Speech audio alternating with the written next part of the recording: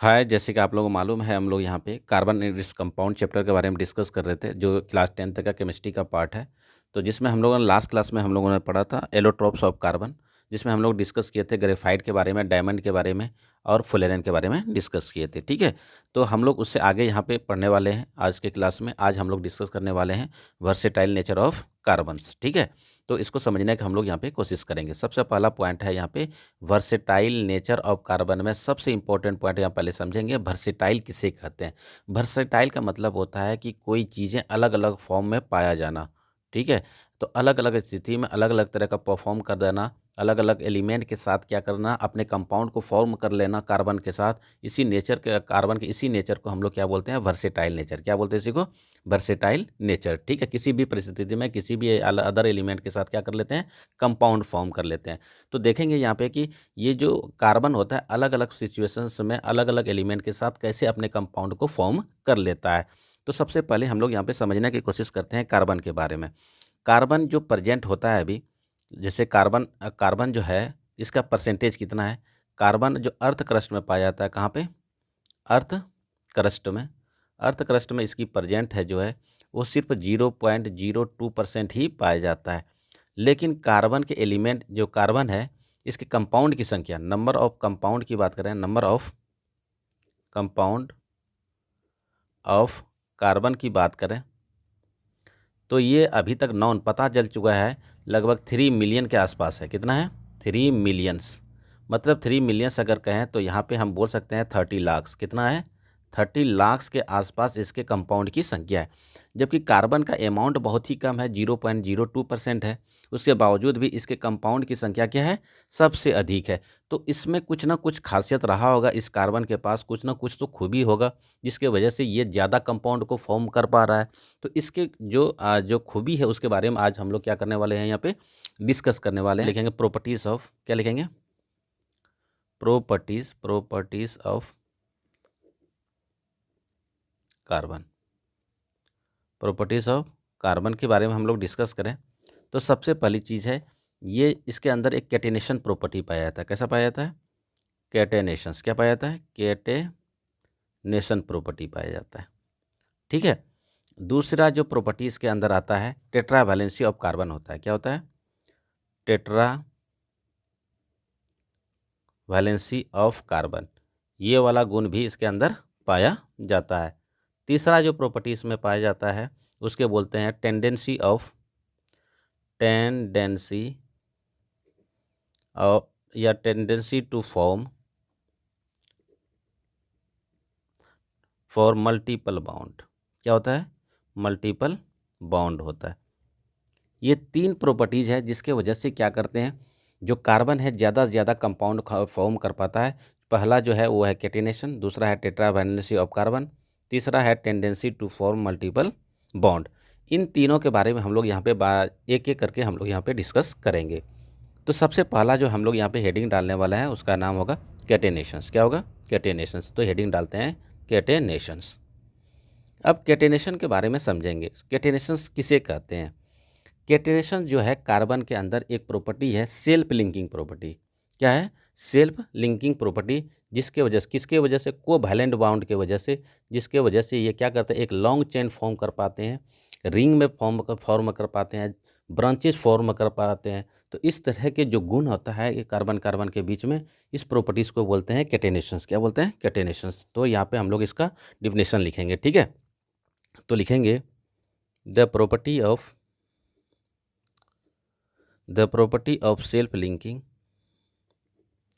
self linking of carbon atoms through the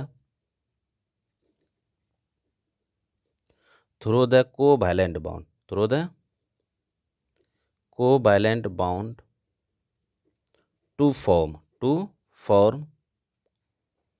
long straight और branch और long straight branch chain and ring ring of different form, क्या लिखेंगे, of different size भी बोल सकते हैं, of different size.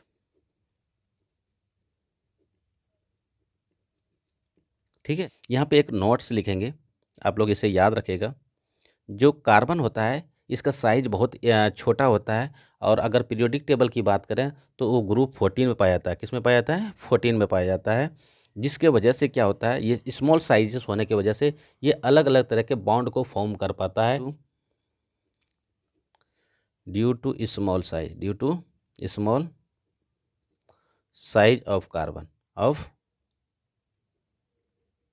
Size of carbon and strong CC bond, CC मतलब carbon carbon bond, makes it stable, bond makes it stable. दूसरा पूरा जो यहाँ पे हम लोग डिस्कस करेंगे, दूसरा पॉइंट है यहाँ पे tetra valency of the carbon, tetra valency of carbon. अब टेट्रा वैलेंसी ऑफ कार्बन को यहाँ पे समझने की कोशिश करेंगे। आप लोगों को मालूम है कि ये इसका ग्रुप की संख्या, ग्रुप ऑफ कार्बन अगर हम बात करें, group of carbon in periodic table, periodic table कितना होता है भाई, 14 होता है। कितना होता है, 14 होता है। और इसकी एटॉमिक नंबर की बात करें, ऑफ कार्बन की बात करें, एटॉमिक नंबर ऑफ कार्बन कितना होता है भाई, 6 होता है। और इसकी अगर हम लोग बात करें इलेक्ट्रॉनिक कॉन्फ़िगरेशन की, इलेक्ट्रॉनिक कॉन्फ़िगरेशन ऑफ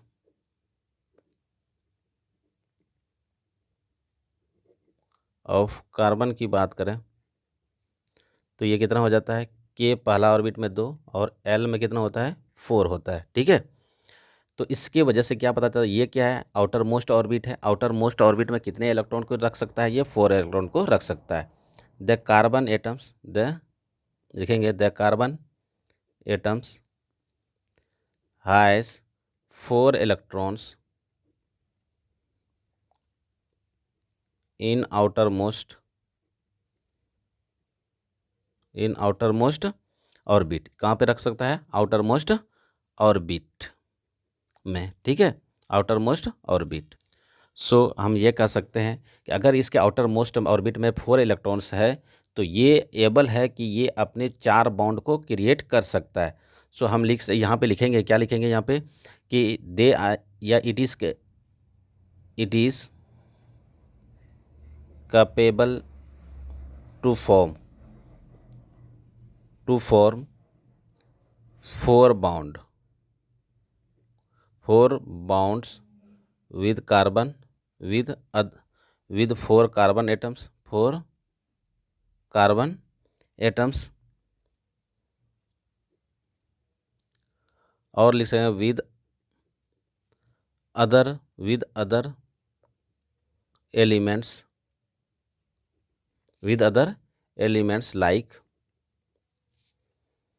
में आप लोगों को ये पता है क्लोरीन के साथ फॉर्म कर सकता है, ऑक्सीजन क्लोरीन के साथ हाइड्रोजन के साथ फॉर्म कर सकता है, ऑक्सीजन के साथ भी फॉर्म कर सकता है।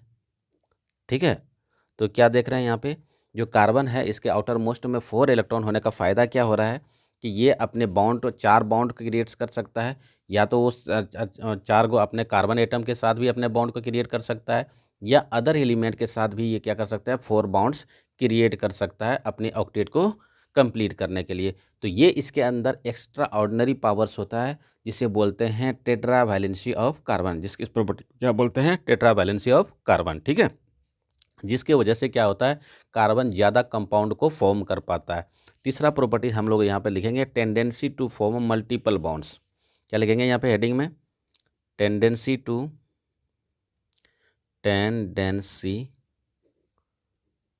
फॉर्म मल्टीपल बॉन्ड्स,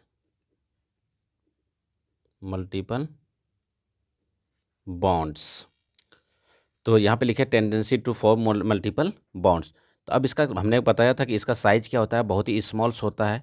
ठीक है, तो यहाँ पे लिखेंगे due to small size, due to small size,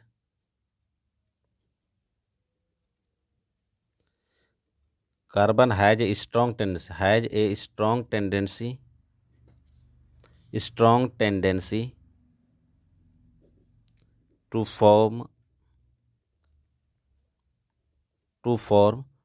multiple bonds, multiple bonds. Multiple bond बोले तो यहाँ पे हम ये मल्टीपल में ये देखो, ये तो सिंगल बॉन्ड बना सकता है, ये डबल बॉन्ड भी फॉर्म कर सकता है, डबल और ट्रिपल बॉन्ड भी फॉर्म कर सकता है, ट्रिपल बॉन्ड्स बाय शेयरिंग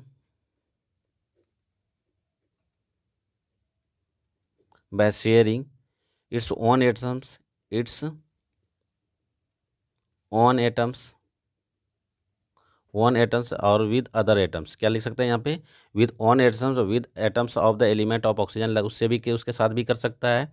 तो लिखेंगे यहाँ पे multiple bond by sharing its own atoms और with other atoms, with other atoms like oxygen, nitrogen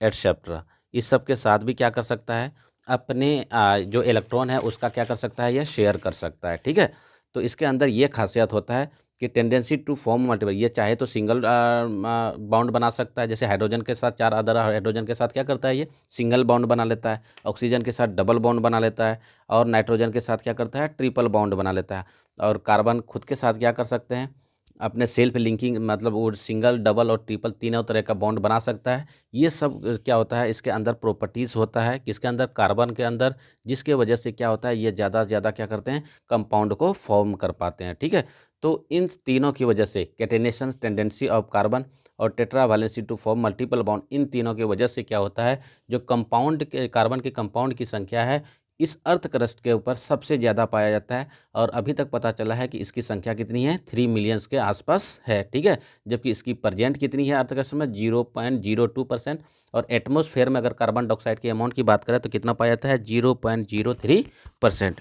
ठीक है, तो इसी की वजह से इसको क्या बोलते हैं, वर्सेटाइल नेचर ऑफ कार्बन बोलते हैं। ठीक है, इसके बाद आज हम लोग डिस्कस करने वाले हैं हाइड्रोकार्बन्स के बारे में, आप लोग डिस्कस करेंगे। फोर्थ पॉइंट जो हमारा होगा वो होगा हमारा हाइड्रोकार्बन्स। तो चलो हेडिंग में यहाँ पे डालते हैं हाइड्रोकार्बन्स। क्या होगा, हाइड्रोकार्बन्स।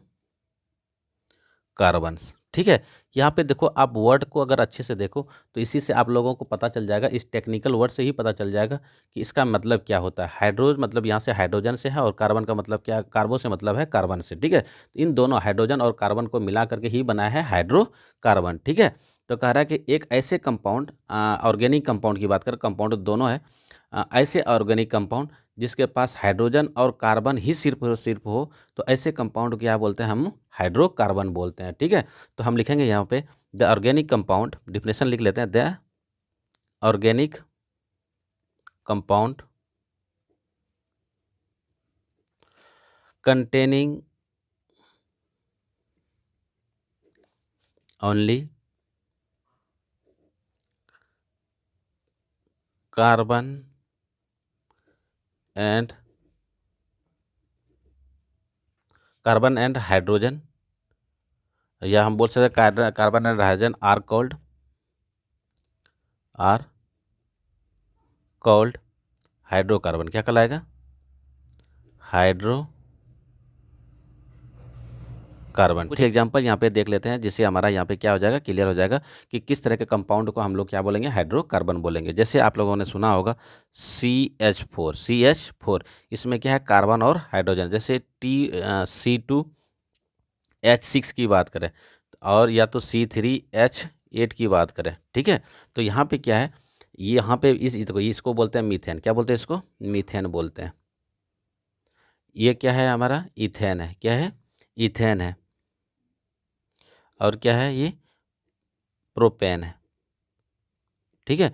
तो यहाँ पे जितने भी कंपाउंड देख रहे हैं, ये मीथेन देख रहे हैं, इथेन देख रहे हैं और प्रोपेन देख रहे हैं, ये सभी के जो कंपाउंड आप देख रहे हैं यहाँ पे, ये सभी के कंपाउंड में क्या चीज़ प्रेजेंट है, सिर्फ कार्बन और हाइड्रोजन। इसलिए इसको क्या बोलेंगे हम लोग, हाइड्रोकार्बन। क्या बोलेंगे इसको, हाइड्रोकार्बन। हम लोग यहाँ पे लिखेंगे द टाइप्स ऑफ हाइड्रोकार्बन। क्या लिखेंगे हेडिंग में, द टाइप्स ऑफ हाइड्रोकार्बन।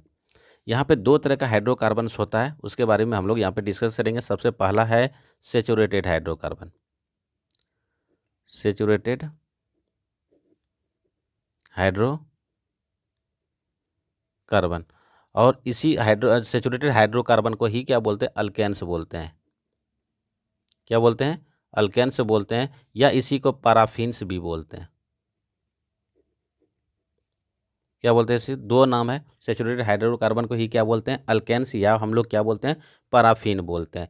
इसका सेचुरेटेड हाइड्रोकार्बन का अगर जनरल फॉर्मूला की बात करें, तो जनरल फॉर्मूला अगर बात करें हम लोग, जनरल फॉर्मूला इसका आप लोग याद रखिएगा, CnH2n+2 होता है। इसको याद रखेंगे, ये पूछा जाता है, कई बार क्वेश्चन भी पूछा गया है कि what is the general formula of alkanes. तो याद रखेंगे CnH2n+2। एन क्या है, एक नेचुरल नंबर है जो 1, मतलब एन की वैल्यू कहाँ से शुरू होगा, 1 से। एन का वैल्यू 1 से आप शुरू करेंगे, 1 2 3 4 5 इस तरह से सो ऑन ये चलता रहेगा, ठीक है। और अगर हम लोग यहाँ पे अगर एक एग्जाम्पल का अगर बात लेकर करें यहाँ पे, जैसे अगर हमने एन की वैल्यू 1 हो ले लें, तो इम्प्लाई दैट यहाँ पे क्या आ जाएगा, C1 और H4। तो ये क्या बन जाएगा, हमारा मीथेन बन जाएगा। क्या बन जाएगा, मीथेन बन जाएगा। अगर एन की वैल्यू हमने 2 ले लिया, तो यहाँ पे क्या है, C2H6 हो जाएगा, और इसका क्या नाम हो जाएगा, इथेन हो जाएगा। हम लोग इसके बारे में आगे डिस्कस करेंगे, ठीक है।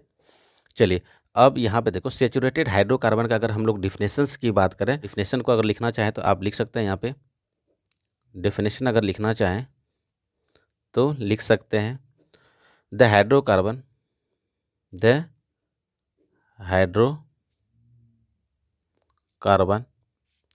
in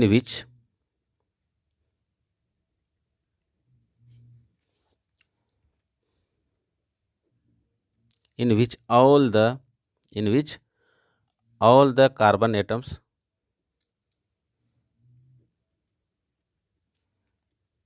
are attached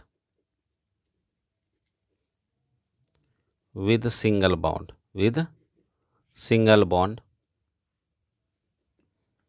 called saturated hydrocarbon, saturated hydrocarbon. Example के लिए अगर हम लोग यहाँ पे लिखना चाहें तो अल्केन्स ग्रुप लिख लेंगे। अल्केन्स ग्रुप क्या हो जाएगा, अल्केन ग्रुप। अल्केन ग्रुप के अंदर जो भी आप हाइड्रोकार्बन के बारे में पढ़ेंगे, वो सभी के सभी एग्जाम्पल किसका है, सेचुरेटेड हाइड्रोकार्बन का। दूसरा पॉइंट हम लोग यहाँ पे अगर पढ़ना चाहें तो दूसरा हमारा है यहाँ पे unsaturated hydrocarbon, unsaturated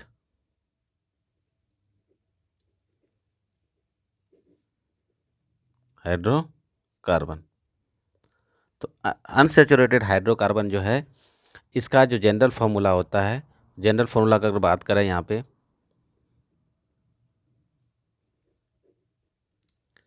general formula of unsaturated hydrocarbon वो हो जाएगा आपका या CnH2n। क्या हो जाएगा, CnH2n, या हो जाएगा CnH2n-2। अब यहाँ पे अनसेचुरेटेड हाइड्रोकार्बन जो है, ये दो तरह का है, एक होता है अल्कीन, होता है एक अल्काइन होता है।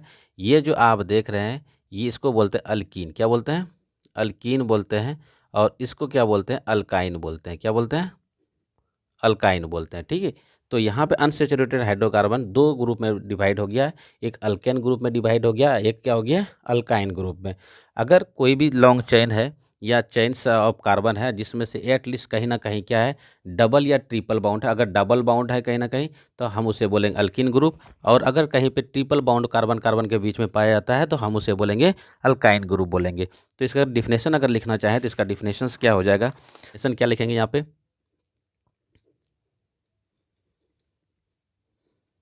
डिफिनेशन लिखेंगे, The hydrocarbon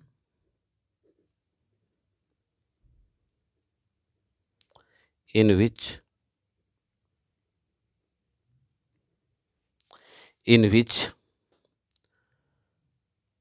the hydrocarbon in which the hydrocarbon in which the hydrocarbon in which at least one double or triple bond is formed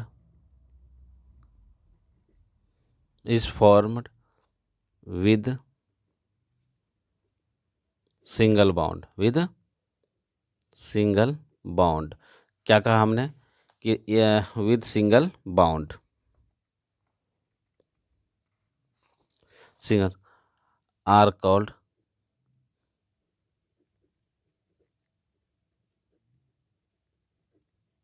saturated hydrocarbon.